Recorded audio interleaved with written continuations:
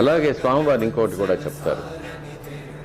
ఈ భూలోకంలో నేను ఈ కల్పం చివరి వరకు ఇక్కడే ఉంటాను. ఇక్కడ ఒక భ్రమను కలిగిస్తాను. I'm going to create an optical illusion here. ఆ ఇల్యూషన్ను చూసి భక్తులు ఇదే భగవంతుడు అని భ్రమపడి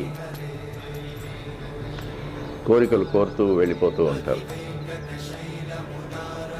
కానీ నన్నే కావాలని వచ్చిన భక్తుడు ఈ భ్రమకు అతీతంగా నన్ను వైకుంఠంలో ఉండే వైభవంతో దర్శించుకోగలిగిన శక్తి నేను ఇస్తాను.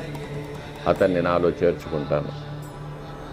That person can conceive me beyond this optical illusion అని స్వామివారి ముఖతః బ్రహ్మాది దేవతలకు ఇచ్చిన ఒక మాట ఇది.